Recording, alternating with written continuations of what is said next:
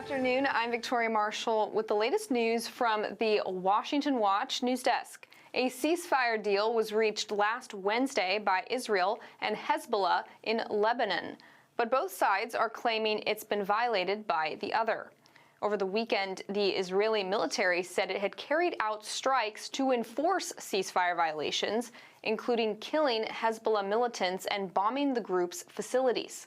On Monday, Hezbollah said that it had fired munitions into an Israeli border area in response to Israel's ceasefire violations. Even amid the strikes, the United States is confident the ceasefire deal will hold. So what we have seen since the ceasefire went into effect is it being successful. Broadly speaking, it has been successful in stopping the fighting and getting us on a path where we are not seeing the just daily loss of life that we had seen for 2 months prior. We obviously anticipated that there might be violations because anytime, or nearly any time, you have a ceasefire of this nature, you have either claimed violations of the ceasefire, especially in the opening weeks when things are very fragile, or you have real violations of a ceasefire. That was State Department spokesperson Matthew Miller, who went on to say the United States would investigate serious ceasefire violations. Under the deal's terms, which the United States helped negotiate, Israel has 60 days to withdraw its troops from Lebanon, while Hezbollah is supposed to withdraw north of the Litani River. This story comes as Trump posted on Truth Social that if the hostages held by Hamas in Gaza are not released before his inauguration, there will be hell to pay in the Middle East. Here was Israeli Prime Minister Benjamin Netanyahu's response. I want to thank President Trump for his strong statement yesterday about the need for Hamas to release the hostages, the responsibility of Hamas, and this adds another force to our continuing effort to release all the hostages. Thank you, President Trump. And in other Middle East news, last week a coalition of armed rebel groups took nearly all of Aleppo, Syria's second city. The offensive broke a prolonged 13-year stalemate into Syria's civil war. Syrian government and Russian forces launched airstrikes on the cities Aleppo and Idlib on Monday, and fighting continued today between rebels and government forces on the outskirts of Hama, a city between Aleppo and the Syrian capital of Damascus. Yesterday, the United States urged all countries to use their influence to de-escalate the situation in Syria. We continue to urge every country to use any influence it has to press for de-escalation. We don't want to see any country try and take advantage of the situation in Syria, to try to take advantage of the instability in Syria. We want to see all countries use their influence, use their leverage to push for de-escalation, protection of civilians, and ultimately a political process forward. The rebels are aligned with a Sunni Islamist group backed by Turkey and designated as a terrorist organization by the United States.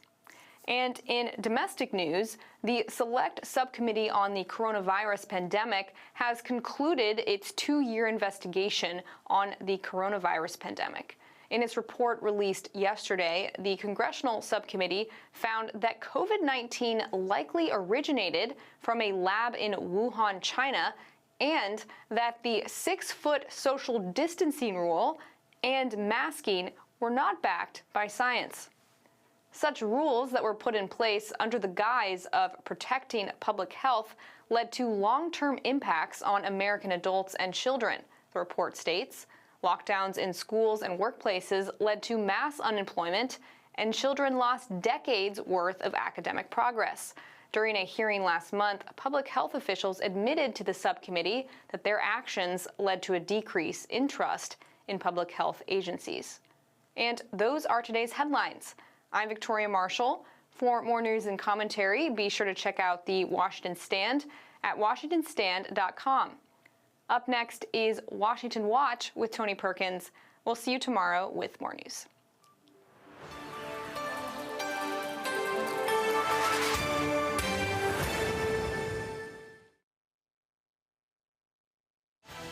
From the heart of our nation's capital in Washington, D.C., bringing compelling interviews, insightful analysis, taking you beyond the headlines and sound bites into conversations with our nation's leaders and newsmakers, all from a biblical worldview.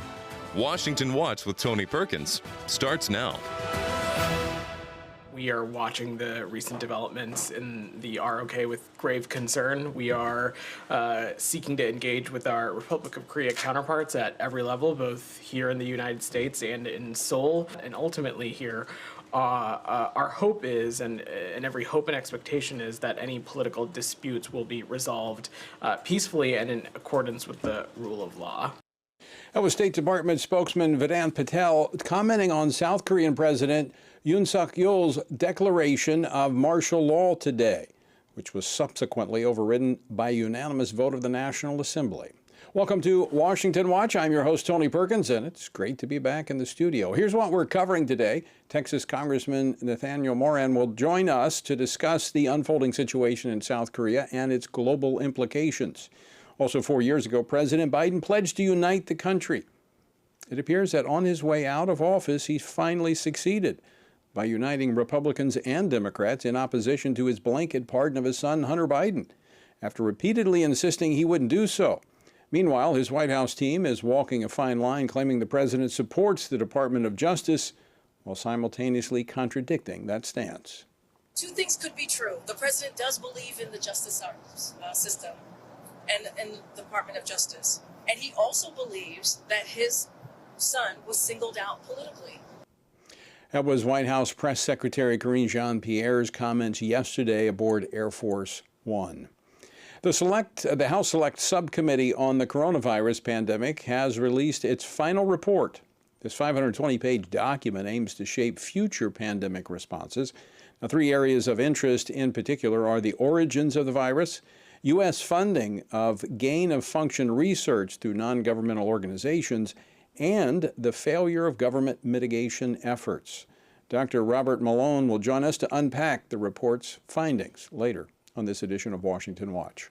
And tomorrow, the U.S. Supreme Court will hear oral arguments on Tennessee's version of the SAFE Act. This is a law that protects minors from transgender surgeries and experimental drugs.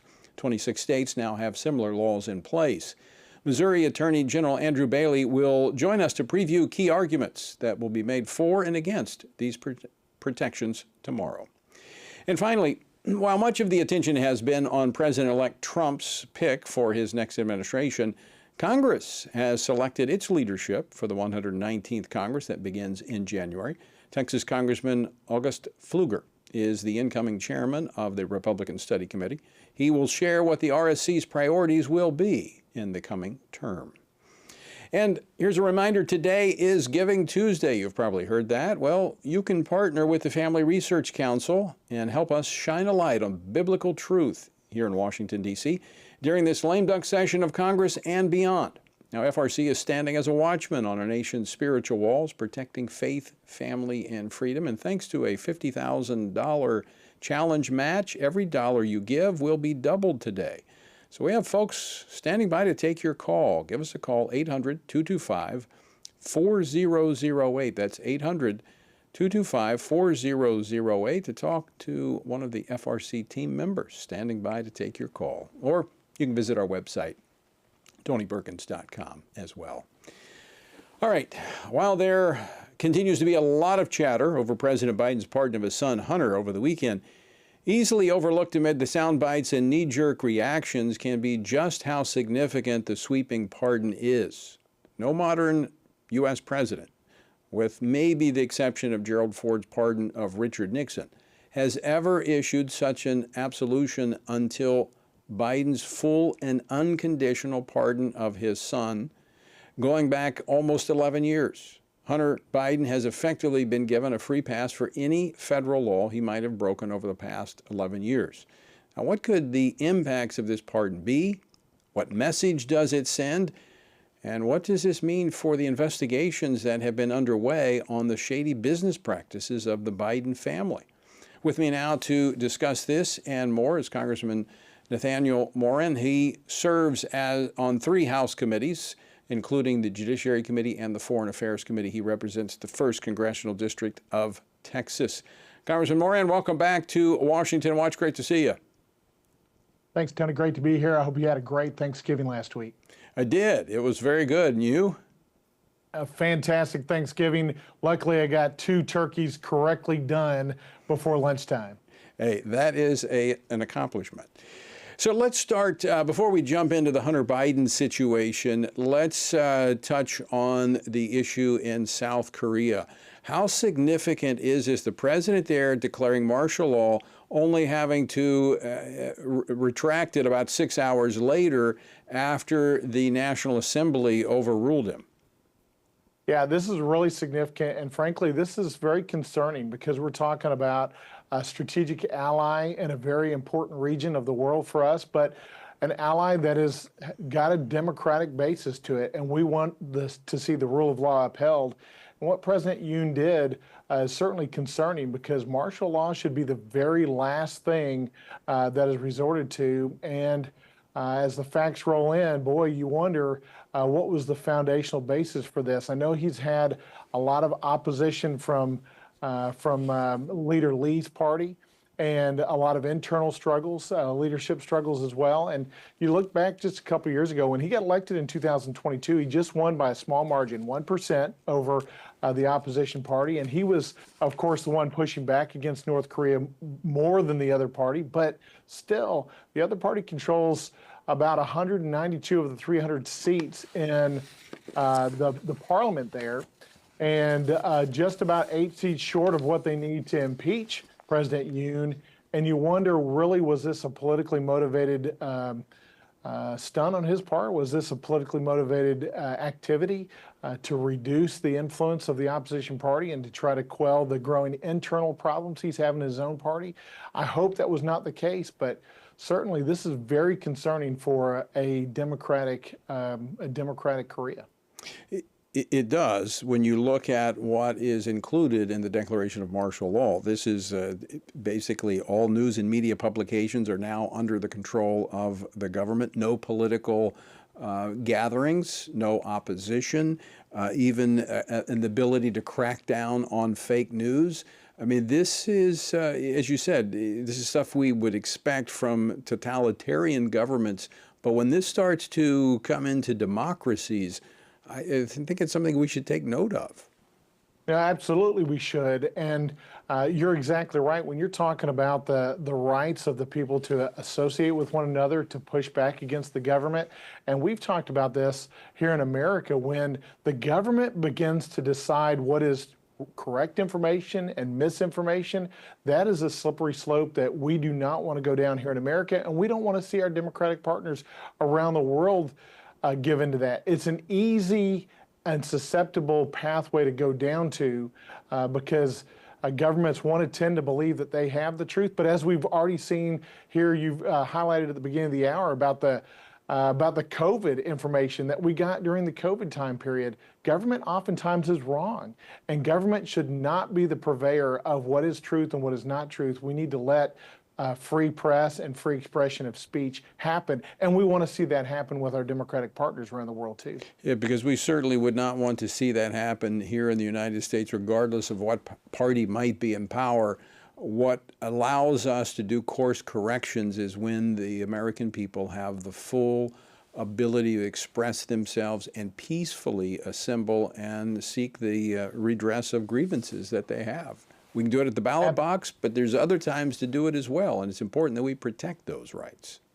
Absolutely. That's exactly. They're essential and foundational to preserving the democratic institutions that we have here. And we need to make sure to reinforce that with our partners around the world, that they need to make clear that that's going to be upheld in their own countries. Otherwise, the democratic processes there cannot be trusted.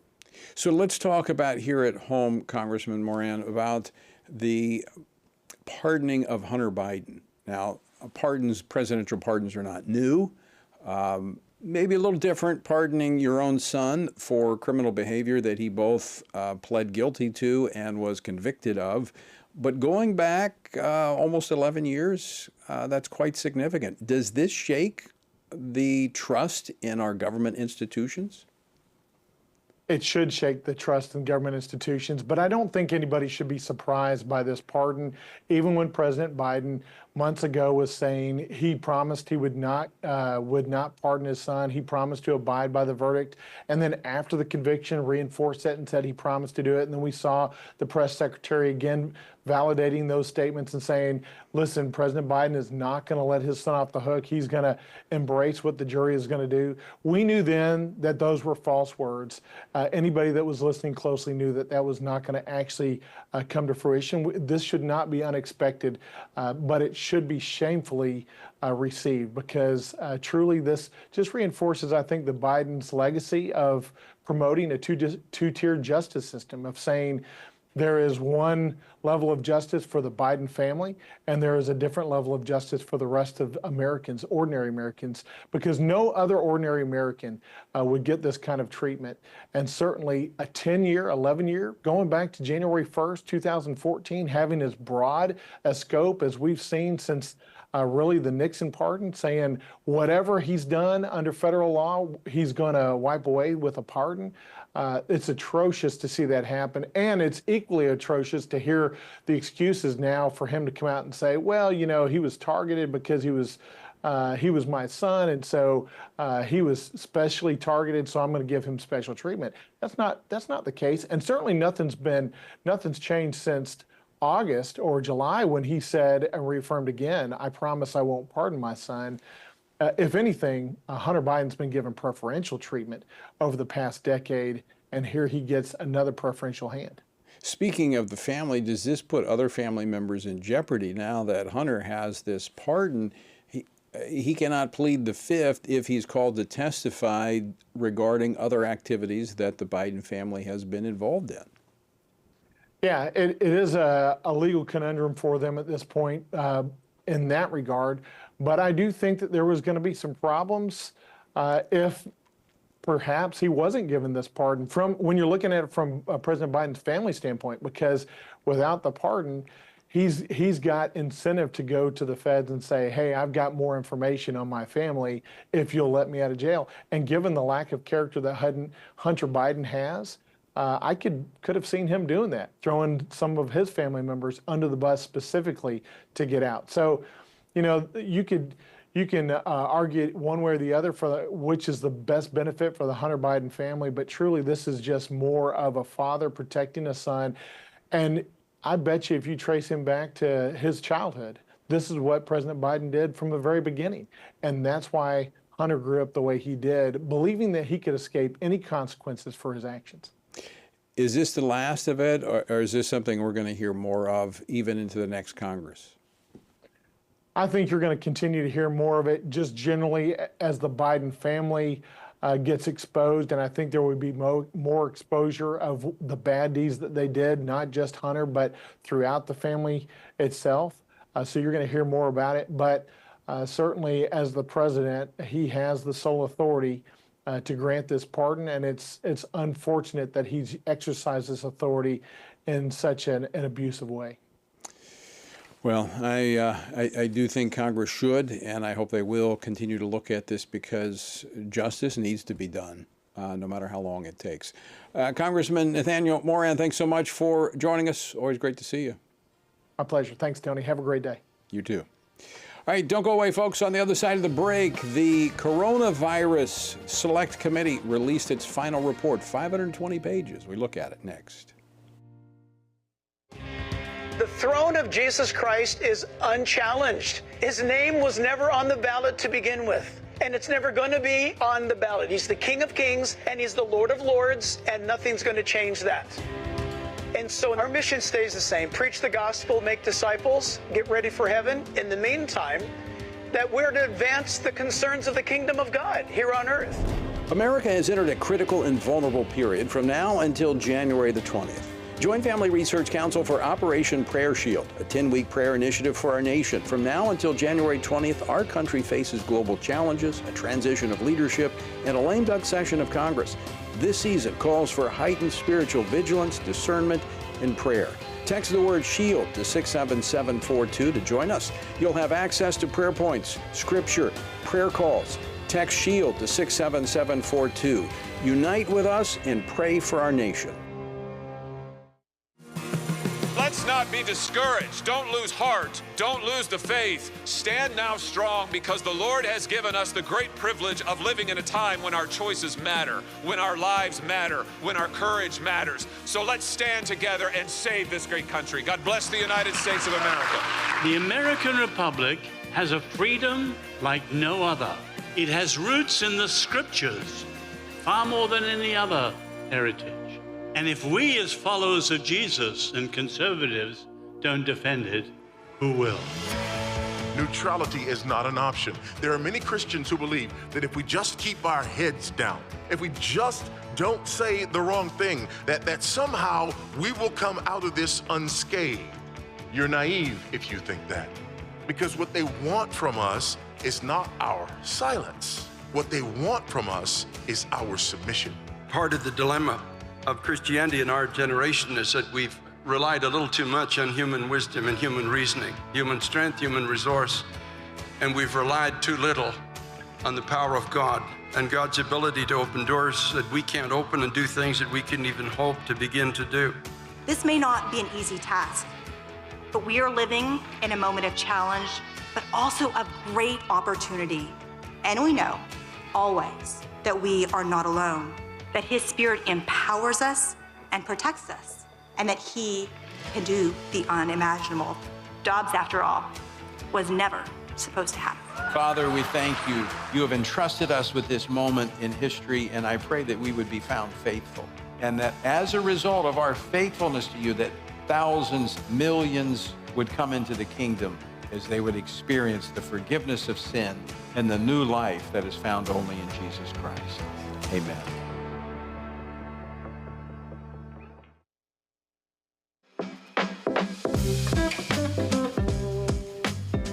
Welcome back to Washington Watch. Good to have you with us. Hope you're getting into the Christmas spirit. We're going to help you here at Washington Watch, playing a little Christmas music. Well, today is Giving Tuesday, and we have members of the FRC team standing by to take your call if you would like to partner with us. Thanks to a $50,000 challenge match, every dollar you give will be doubled. So give us a call right now, 800-225-4008. That's 800-225-4008 to talk with one of our team members.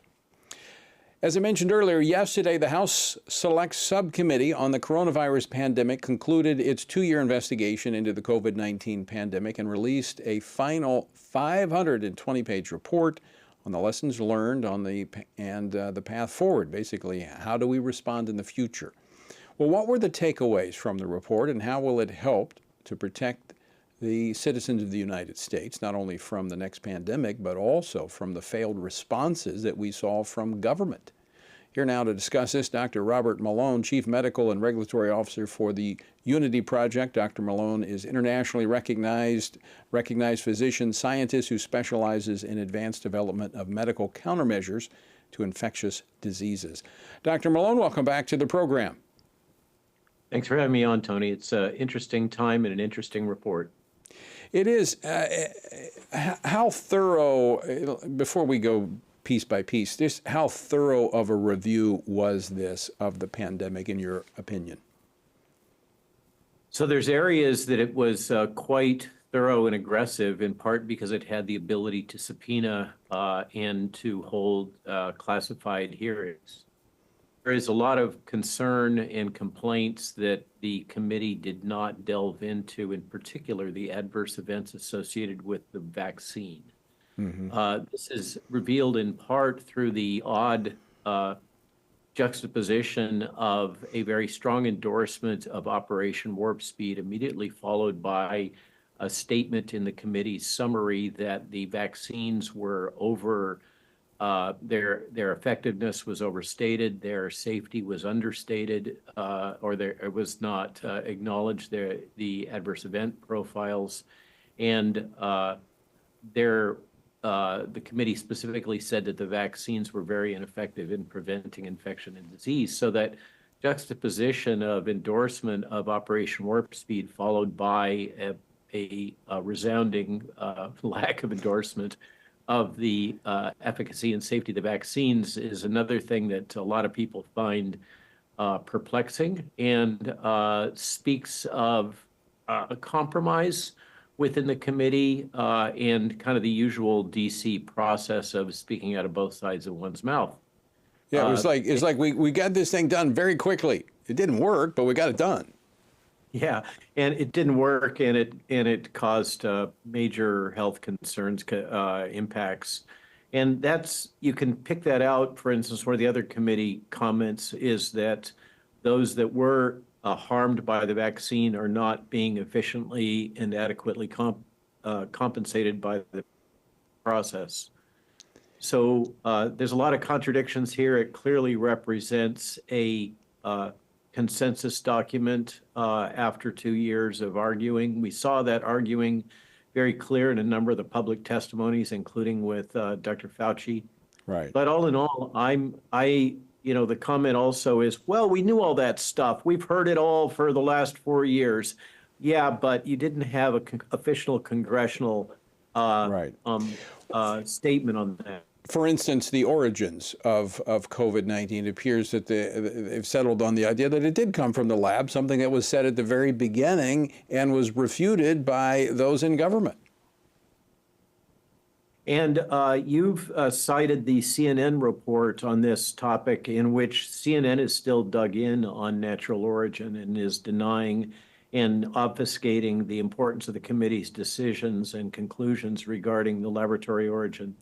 But throughout much of the world, this is considered to be the truth is that this was an engineered virus. And as the committee correctly points out, it has characteristics that are not found in nature, and it has the characteristics of a single point of emergence into the population at Wuhan, adjacent to the Wuhan Institute of Virology. Let's talk about the mitigation efforts that were undertaken by the government, in particular, distancing, masking. You mentioned the vaccines. They came to the conclusion that most of us in America realized very early those things didn't work. They did, and they also were quite critical of the governor of New York, Cuomo, and the actions that he took in the context of the elderly and the nursing homes. And there's indications that that's been referred to DOJ. The committee did endorse in a soft and squishy way aspects of the testing program that was done as a public-private partnership, while acknowledging that the testing had significant problems. So there's clearly an attempt here to be fair and balanced and to take into consideration the positions of the minority. The big question is, will this have the impact of preventing the failed attempts that were taken during COVID-19 if any future pandemic arises? Forgive my cynicism on that. I don't see the federal government at this point in time taking these suggestions in and acting appropriately to respond to them. This should be a very active lessons learned, and there's openness and transparency.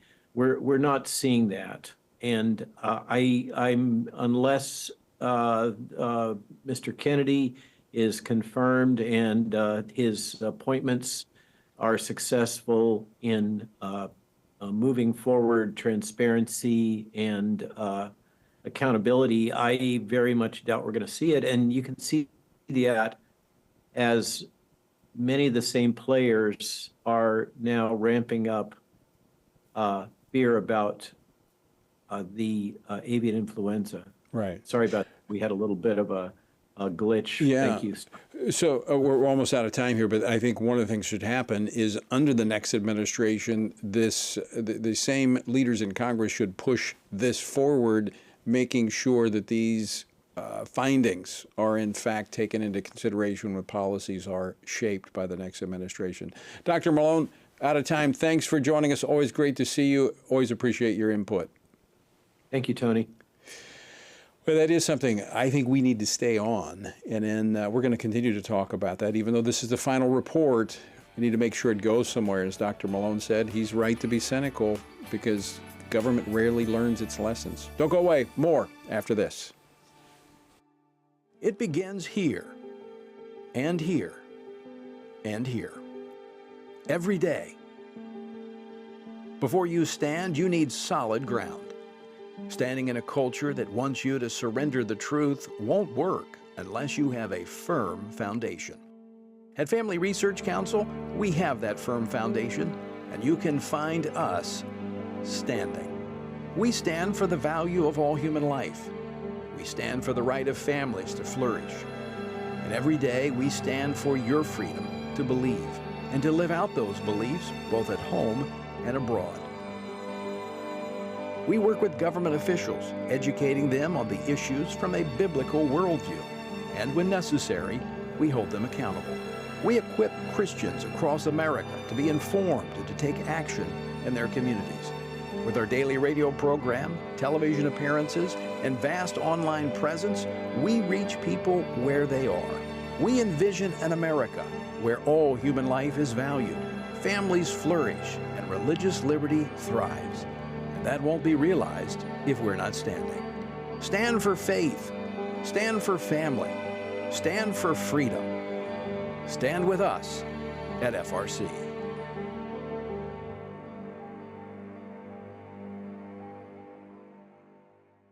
Did you know there are many faithful Christians on Capitol Hill fighting alongside Family Research Council for faith, family, and freedom? Download the Stand Firm app today to view the latest video series from FRC, Defending the Faith, Profiles in Leadership. The series features exclusive sit-down interviews with our nation's leaders that go beyond the policies and politics to the events that brought them to Washington, D.C. Download the Stand Firm app today.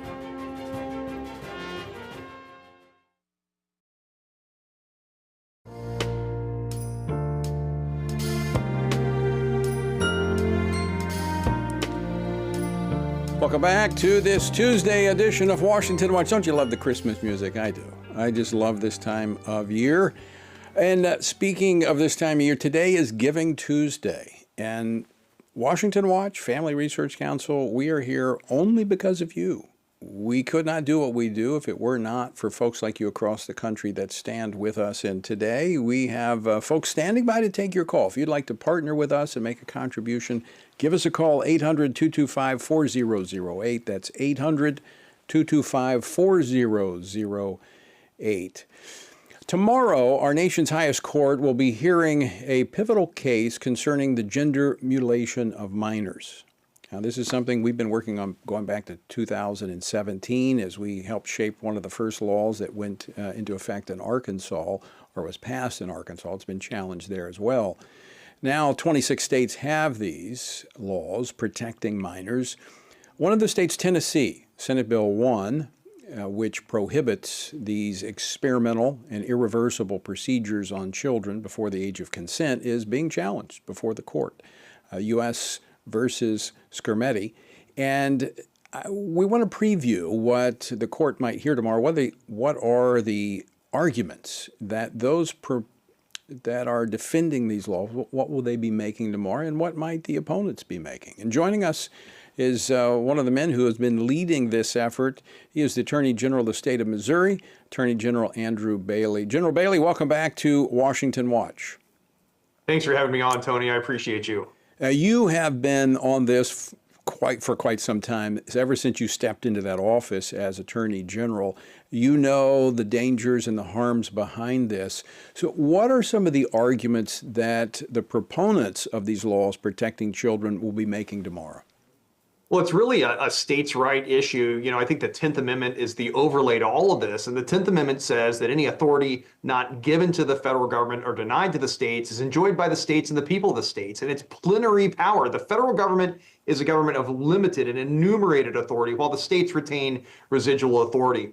The constitutional challenge to Tennessee's bill asks the question, can states protect kids? I mean, at its most fundamental core, that's the question before the court. And the plaintiffs here have raised an equal protection challenge, saying that it is unequal application of the law to single out different groups of people who can be then denied access to specific medical care. And our point is, number one, it's not medical care at all. It's woke left-wing experimentation for which there are zero FDA approvals for irreversible surgeries. There are zero FDA approvals for use of puberty blockers and cross-sex hormones in the treatment of gender dysphoria. And so the state absolutely has a compelling interest in protecting kids from this kind of mutilation. Where might this go if the Supreme Court were to side with the opponents of these laws protecting children? What other things might this open children up to? Well, I think it's a parade of horribles. Look, if states can't draw distinctions to limit access to certain medical procedures or certain other items that are otherwise available to adults in the marketplace based on the child's age, then no way that a state can prohibit consumption of alcohol before 21. No way a state can prohibit a juvenile getting a tattoo before the age of 18. I question at that point whether or not kids can be restrained by law in safety seats. I have a 2-year-old, and the state mandates that I use a certain approved safety seat for that 2-year-old. Well, if the Equal Protection Clause says a state can't make those distinctions based on age or gender, then those laws are subject to challenge as well. And so again, it's a very slippery slope that is completely unprincipled. And think about this. I mean, again, the question under the Equal Protection Clause analysis is whether or not the state has a compelling interest and has chosen a means narrowly tailored to achieve that interest. Those types of laws have been upheld in the past. The same reasoning and rationale should apply here. But it's also dripping with irony that this law protects all children from experimental mutilation.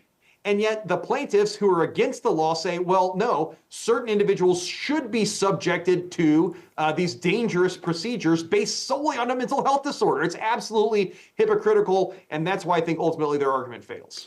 And Attorney General Bailey, in the state of Missouri, it was one of the states that actually passed an amendment on the ballot in November regarding abortion, but it was reproductive freedoms, which sweeps into, as many read into this law, and obviously it'll be determined by the courts, the whole issue of gender mutilation, these experimental procedures.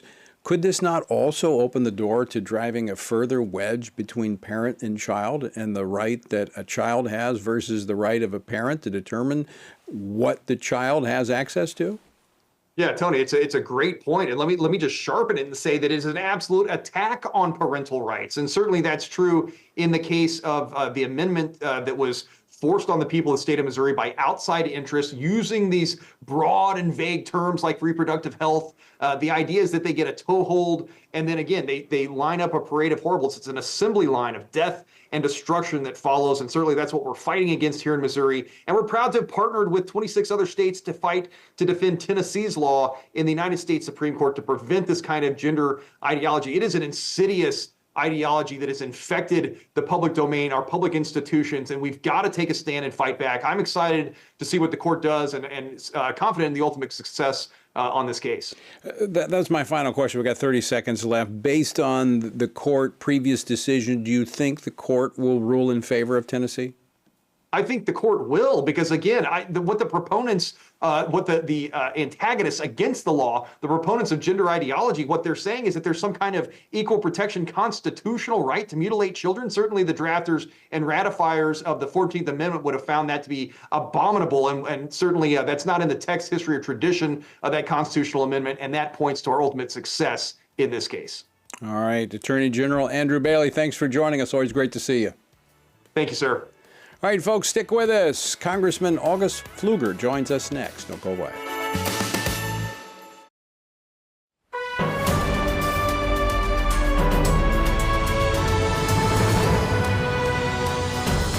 Hello, I'm Tony Perkins, president of the Family Research Council here in Washington, D.C. Behind me is one of the most recognizable buildings in all the world, the U.S. Capitol. What does it stand for? Well, most people say government. But you know the Bible talks about 4 institutions of government? You know what they are? And do we have a republic or a democracy? Well, what do you say? Also, what about this thing, separation of church and state? Does that mean Christians shouldn't be involved in government? Guess what? We address those issues and more in our new God and Government course. I invite you to join us to see what the historical record and the Bible has to say about government. Join us for God and Government.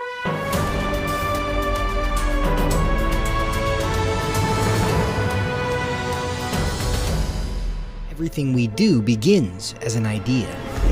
Before there can be acts of courage, there must be the belief that some things are worth sacrificing for. Before there can be marriage, there is the idea that man should not be alone. Before there was freedom, there was the idea that individuals are created equal. It's true that all ideas have consequences, but we're less aware that all consequences are the fruit of ideas. Before there was murder, there was hate.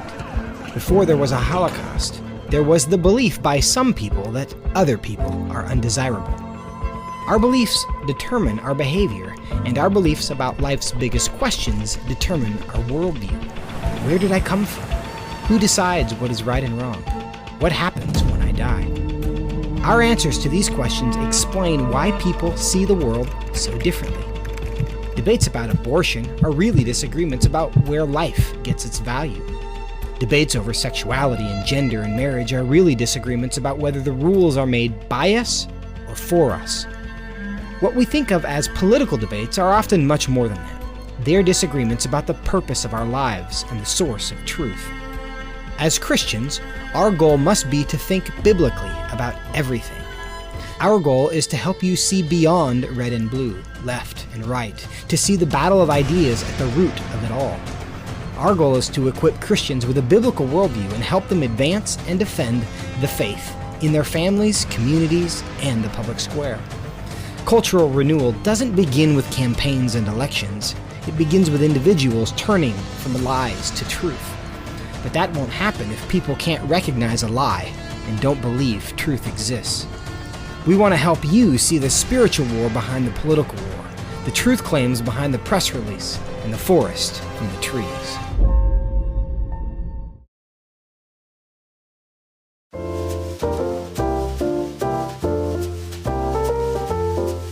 Welcome back to Washington Watch. Good to have you with us on this Tuesday. The website, TonyPerkins.com. Our word for today comes from Isaiah chapter 20, where the prophet Isaiah is called to deliver a powerful message in a striking way.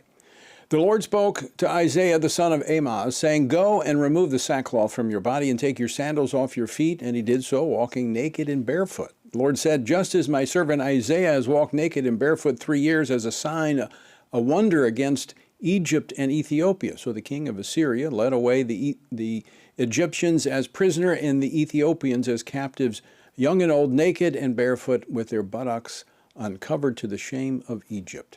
You know, God commanded Isaiah to dramatize his warning by walking barefoot and without clothing for 3 years, a shocking act symbolizing the humiliation of Egypt and Ethiopia and what they would face.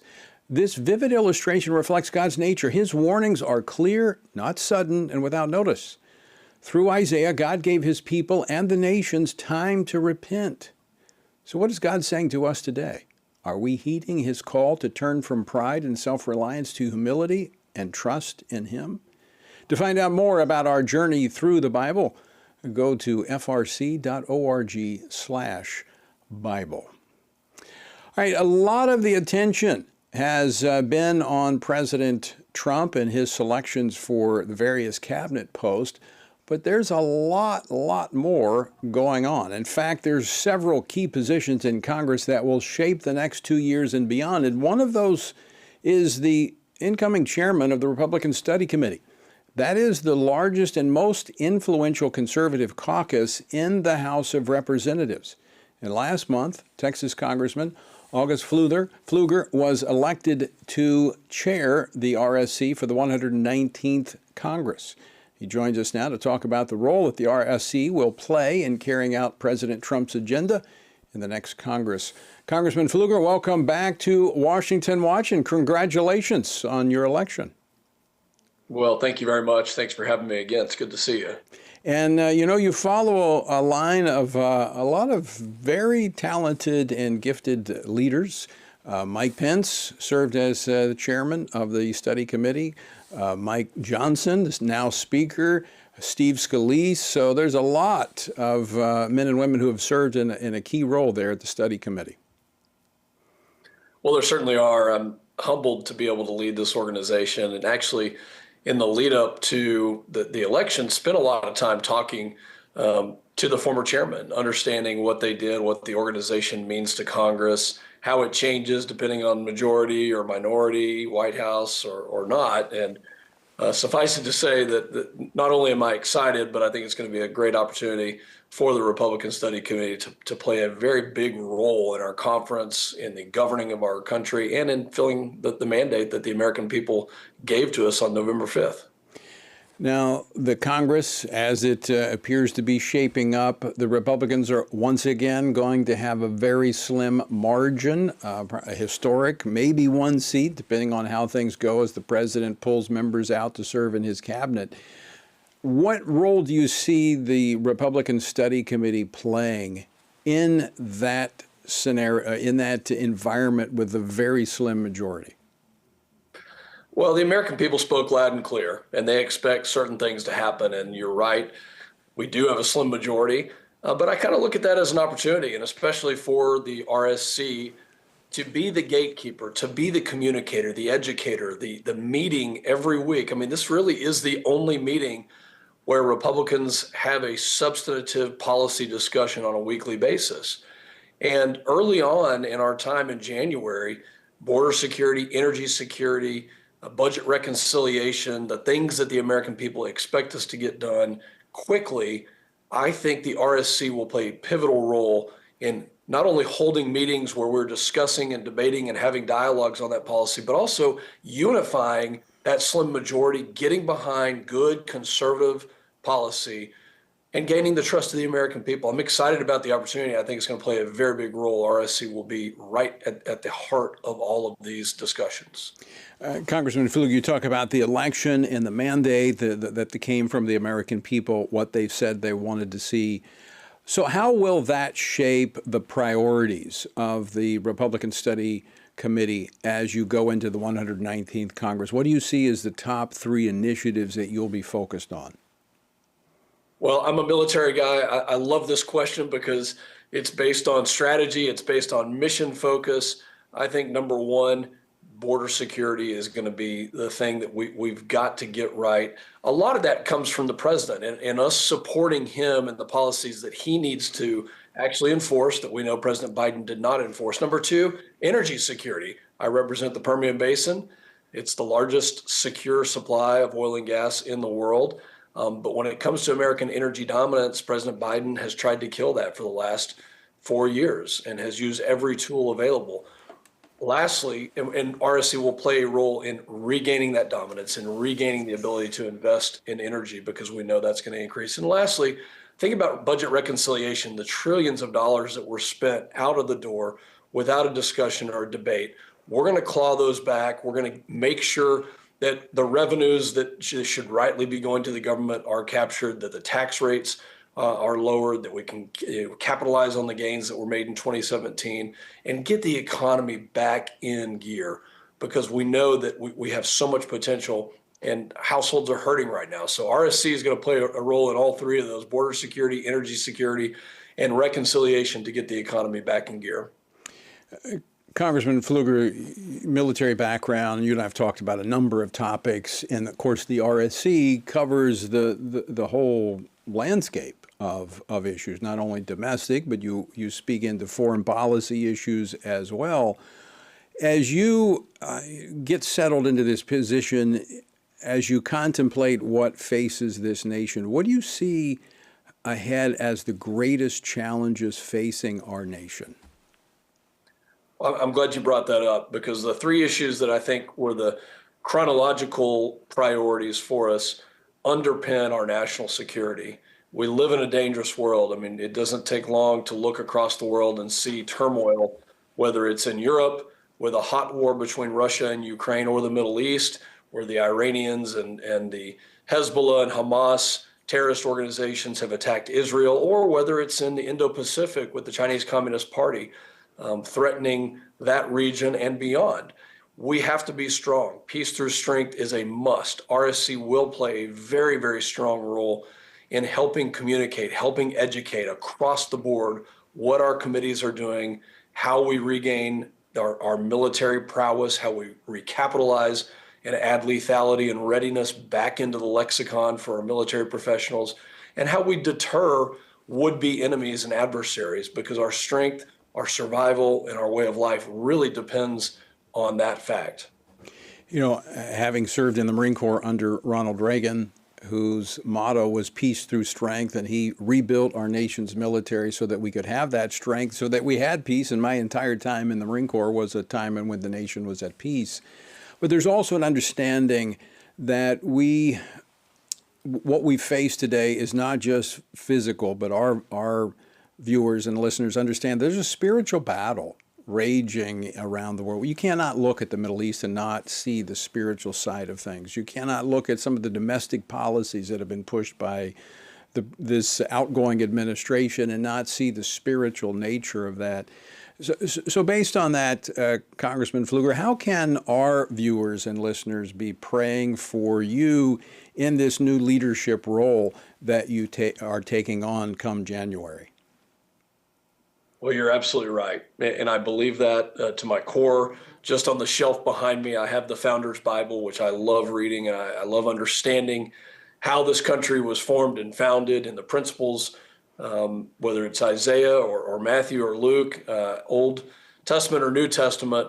The prayers that we need right now from every American are for discernment. They're for wisdom. They're for cutting through the chaff and getting to the heart of the issues that will help our country continue to be the greatest country in the world, that will help the next generation live in a debt-free world, that they don't take on $35 trillion of debt.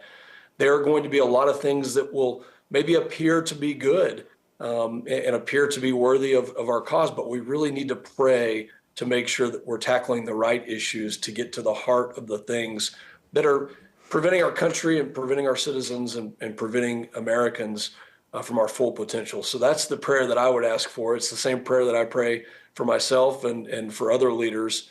And I really appreciate you asking that. And that's what makes your show so special.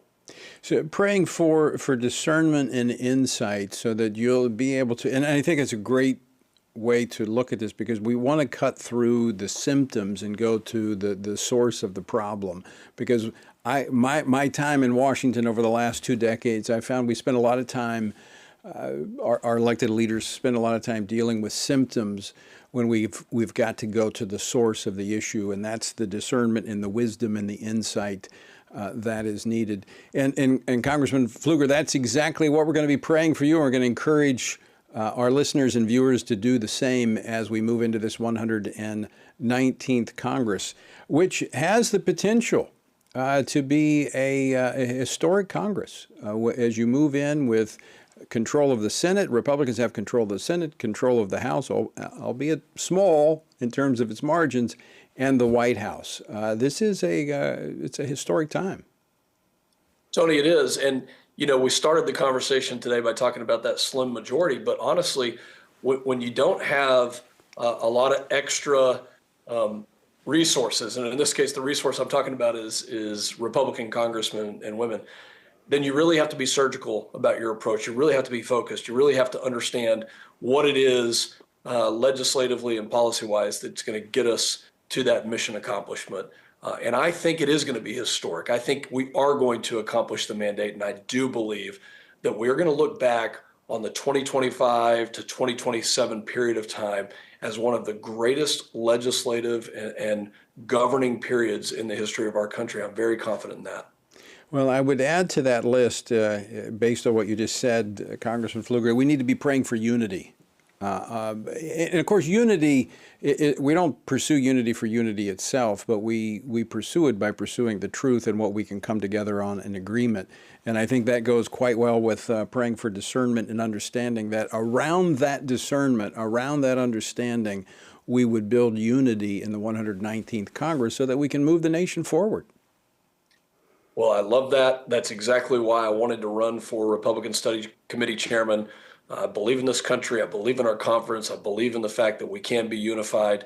And we're going to have to, in order to get the business of the American people done, we're going to have to unify. And I believe that we are on track to do that. The next couple of weeks will set those conditions. And so appreciate you having me on to discuss it, because we are ready. We're energetic. And we're already at work prepping and getting things in motion for successful outcomes in 2025. Well, Congressman August Pfluger, I want to thank you for joining us. I went a little bit longer than I anticipated, but I wanted to give you a chance to kind of lay out the agenda and encourage people to be praying, because I think we do have a unique opportunity going into January, and we must seize this moment. And I'll be praying for your success as the incoming chairman of the Republican Study Committee. Tony, thank you so much. Thanks for having me on, and we're so excited to see what's in store for this country and to do the work of the American people. All right. Thanks so much for joining us, and we'll be talking soon, I'm sure. And folks, I do want to encourage you to pray. In fact, right now we have Operation Prayer Shield going on, but we're going to continue to pray. And if you've not joined us in this effort, you can text SHIELD, S-H-I-E-L-D, to 67742, and you can join us in this effort to pray for our nation. And as we see what's happening internationally, South Korea, looking at what's happening, of course, ongoing in Ukraine, in the Middle East, this doesn't look like the ceasefire is going to hold.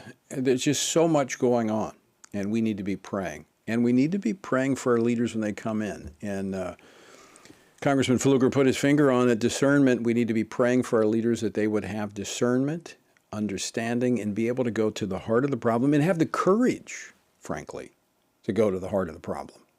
That they would be willing to take on the tough issues. Many are afraid.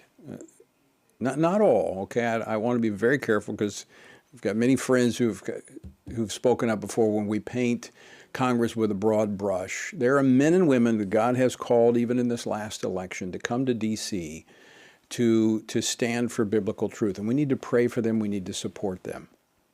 So I'm going to challenge you. Will you join me in praying for Congress? Will you join me in praying for these men and women? They'll have discernment. They'll have courage. And around that, we'll build unity so that we can move this nation ahead. As I've said this many times, November the 5th, we didn't save this country, but we have the opportunity to move this nation in the right direction, do a course correction. So I want to encourage you to pray. Also, I just want to remind you, for those that are on our journey through the Bible, in January we start our second year of the 2-year journey, and we have journals available. They make great Christmas gifts as well. You can get those by texting JOURNAL to 67742. That's JOURNAL to 67742, and get part 2 of our journal in our Stand on the Word Journey Through the Bible. Again, you can text JOURNAL to 67742.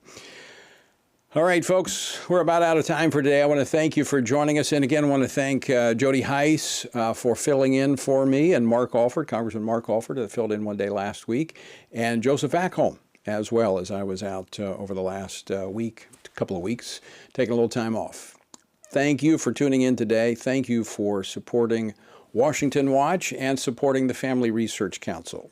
We are only here because of you. In fact, today is Giving Tuesday. And if you would like to stand with us, well, I encourage you to go to tonyperkins.com, follow the links over, or give us a call at 800-225-4008. That's 800-225-4008, and stand with us. Until next time, I leave you with the words of the Apostle Paul found in Ephesians 6, where he says, when you've done everything you can do, and you've prayed, prepared, and taken your stand, by all means, keep standing.